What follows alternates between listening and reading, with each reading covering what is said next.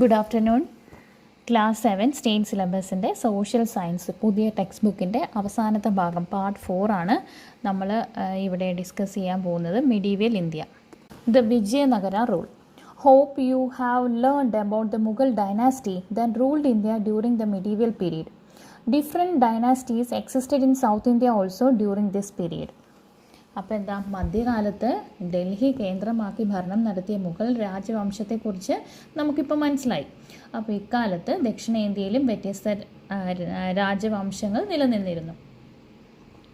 The most prominent among them was the Vijayanagara kingdom. അതിൽ ഏറ്റവും പ്രധാനപ്പെട്ടത് വിജയനഗര രാജ്യമാണ്. ഇനി ആ ബോക്സിലുള്ളത് നോക്കാം. വിജയനഗര ആൻഡ് ഹംപി.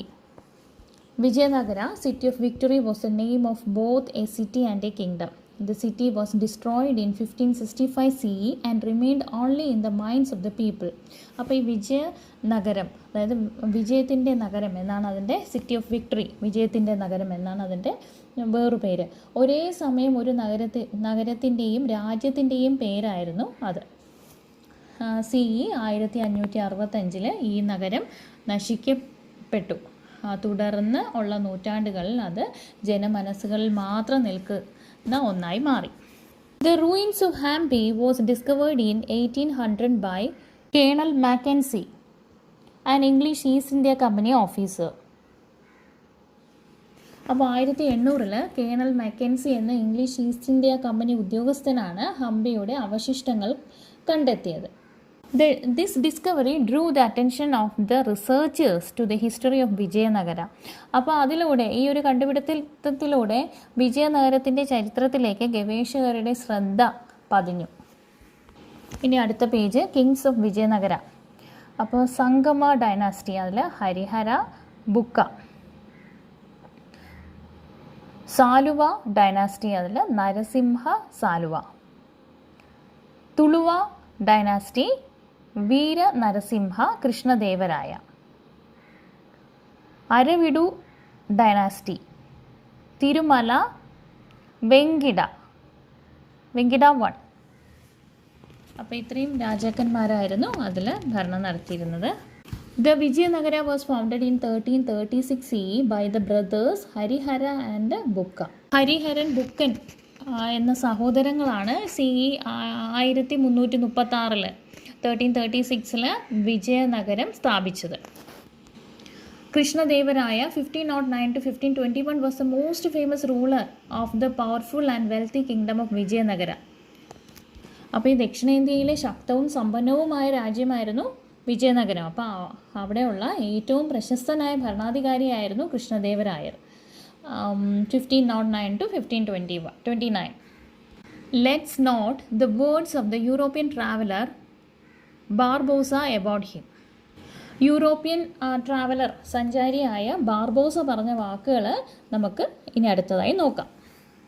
ആ ബോക്സിലുള്ളതാണ്. The king allowed such freedom that anyone, irrespective of being Christian, Jew, Moor or then, can come and go and live according to his creed without being annoyed in any way.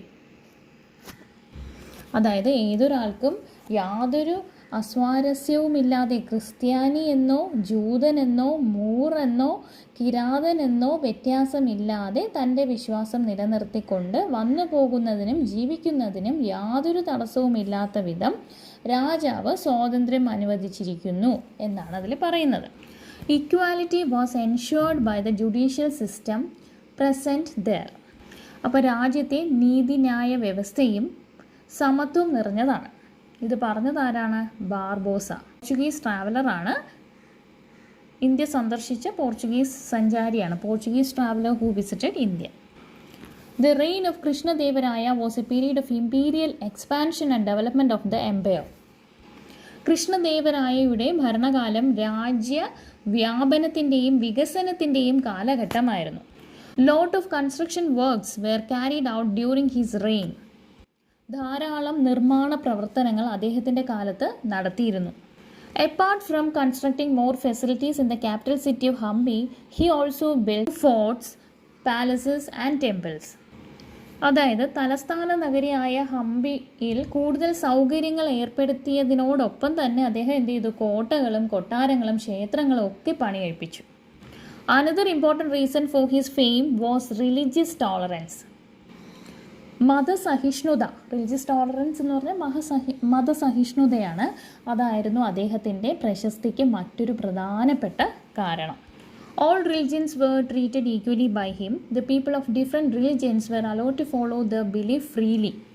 അപ്പോൾ എല്ലാ മതങ്ങളെയും ഒരുപോലെ പരിഗണിക്കുകയും വിവിധ മതസ്ഥർക്ക് അവരുടേതായ വിശ്വാസങ്ങൾ നിലനിർത്തിക്കൊണ്ട് ജീവിക്കാനുള്ള എല്ലാ സ്വാതന്ത്ര്യവും അനുവദിക്കുകയും ചെയ്തിരുന്നു. Art, literature and cultural spheres also witness remarkable progress under Krishnadevaraya. അതായത് കൃഷ്ണദേവരായയുടെ കാലത്ത് എന്താണ്, കല, സാഹിത്യ, സാംസ്കാരിക മേഖലകളും ശ്രദ്ധേയമായ പുരോഗതി കൈവരിച്ചിരുന്നു. He had extraordinary erudition and authored the works of Amukta Malyada and Jambavati Kalyanam. അതായത് അസാമാന്യമായ പാണ്ഡിത്യം അദ്ദേഹത്തിനുണ്ടായിരുന്നു. അദ്ദേഹം എന്ത് ചെയ്തു, അമുക്ത മാല്യത, ജാമ്പവതി കല്യാണം എന്നീ കൃതികൾ രചിച്ചിട്ടുണ്ട്. He promoted Telugu, Kannada and Tamil literature. Scholars known as Ashtadiggajas adorn the court of Krishnadevaraya. Telugu, Kannada, Tamil സാഹിത്യങ്ങളെ അദ്ദേഹം ഒരുപാട് പ്രോത്സാഹിപ്പിച്ചിരുന്നു. അഷ്ടദിഗ്ഗജങ്ങൾ എന്ന് അറിയപ്പെട്ടിരുന്ന പണ്ഡിതർ കൃഷ്ണദേവരായയുടെ സദസ്സിനെ അലങ്കരിച്ചിരുന്നു. ഇനി അടുത്ത് നമ്മൾ നോക്കുന്ന അഡ്മിനിസ്ട്രേറ്റീവ് സിസ്റ്റമാണ്. Monarchy prevailed in Vijayanagara administrative system also. Monarchy എന്താണ്, രാജവാഴ്ചയാണ്. വിജയനഗര ഭരണത്തിലും രാജവാഴ്ചയാണ് നിലനിന്നിരുന്നത്. For administrative convenience, the country was divided into mandalam, provinces, nadu, district, sthala, sub-district and grama, village. അപ്പോൾ ഭരണ സൗകര്യത്തിനായിട്ട് രാജ്യത്തെ മണ്ഡലങ്ങൾ, അതായത് പ്രവിശ്യകൾ, പിന്നെ നാടുകൾ, ജില്ലകൾ, സ്ഥലം, ഉപജില്ലകൾ, ഗ്രാമങ്ങൾ എന്നിങ്ങനെ ഒരുപാട് രീതിയിൽ വിഭജിച്ചിട്ടുണ്ടായിരുന്നു. There was cabinet to help the king. The king had the power to demote and punish ministers. അപ്പോൾ രാജാവിനെ സഹായിക്കാനാണെങ്കിൽ മന്ത്രിസഭ ഉണ്ടായിരുന്നു. മന്ത്രിമാരെ താഴ്ത്തുന്നതിനും ശിക്ഷിക്കാനുമുള്ള അധികാരം ഈ രാജാവിനും ഉണ്ടായിരുന്നു. There were courts at various levels for the administration of justice. The appellate authority was the king himself. നീതി നിർവഹണത്തിനായിട്ട് വിവിധ തലത്തിൽ കോടതികൾ സ്ഥാപിച്ചിരുന്നു. അപ്പീൽ അധികാരി രാജാവ് തന്നെയായിരുന്നു. Minor offences and labor disputes were dealt with by village courts themselves. അതായത് ചെറിയ കുറ്റങ്ങളും തൊഴിൽപരമായ പ്രശ്നങ്ങളുമെല്ലാം ഗ്രാമത്തിലെ കോടതികൾ തന്നെ കൈകാര്യം ചെയ്തു പോന്നിരുന്നു. Nayakas and Amara Nayakas played an important role in the administration of Vijayanagara. അപ്പോൾ വിജയനഗരത്തിൻ്റെ ഭരണ സംവിധാനത്തിൽ പ്രധാന പങ്ക് വഹിച്ചിരുന്നത് നായകന്മാരും അമര നായകന്മാരുമായിരുന്നു. The military commanders were known as Amara Nayakas. The king allotted lands known as Amara to them. അതായത് ഈ സൈനിക മേധാവികളിലെ അമര നായകന്മാർ എന്ന പേരിലാണ് അറിയപ്പെട്ടിരുന്നത്. രാജാക്കന്മാർ ഇവർക്കായിട്ട് ഭൂപ്രദേശങ്ങൾ അനുവദിച്ച് നൽകിയിരുന്നു. The administration of Amara was carried out by Amara Nayakas. Amara Nayakas had the right to collect taxes from the areas. ഈ അമരത്തിൻ്റെ ഭരണം നിർവഹിച്ചിരുന്നത് അമരനായകന്മാരായിരുന്നു. അപ്പോൾ ആ പ്രദേശങ്ങളിൽ നികുതി പിരിക്കുന്നതിനുള്ള അവകാശം ഈ അമരനായകന്മാർക്ക് ഉണ്ടായിരുന്നു. The Amaranayakas paid a fixed amount to the king. They also maintained a certain number of foot soldiers, infantry, horses and elephants. This system was called the Amaranayaka system. അപ്പോൾ ഈ അമരനായകൻ്റെ രാജാവിനൊരു നിശ്ചിത തുക നൽകിയിരുന്നു. അപ്പം അവർ ഒരു നിശ്ചിത എണ്ണം കാലാളുകൾ, കുതിരകൾ, ആനകൾ എന്നിവ നിലനിർത്തി ഇരുന്നു. ഈ വ്യവസ്ഥയെ അമരനായക സംവിധാനം എന്നാണ് വിളിച്ചിരുന്നത്. ഇനി അടുത്തതായിട്ട് socio economic condition. Vijayanagar society consisted of various castes and religions.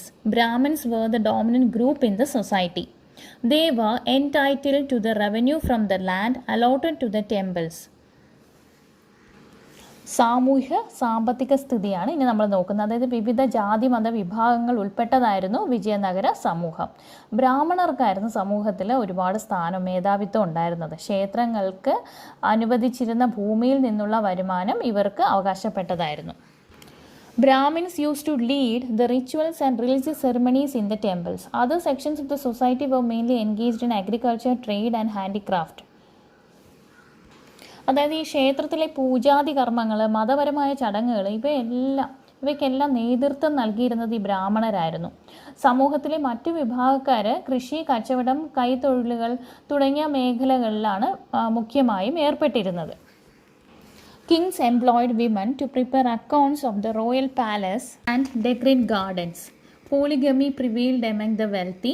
Child marriage and the practice of sati were also prevailed in society. അതായത് ഈ രാജകൊട്ടാരത്തിൽ രാജകീയ കണക്കുകൾ തയ്യാറാക്കാനും ഈ പൂന്തോട്ടം അലങ്കരിക്കാനും രാജാക്കന്മാർ എന്ത് ചെയ്തു?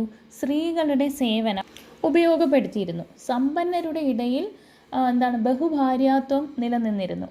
ശൈശവ വിവാഹം, സതി സമ്പ്രദായം എന്നിവയും സമൂഹത്തിൽ ഉണ്ടായിരുന്നു. ഇനി അടുത്ത ബോക്സിലുള്ളതാണ് ഡൊമിംഗോ പയസിൻ്റെ വാക്കുകളാണ്.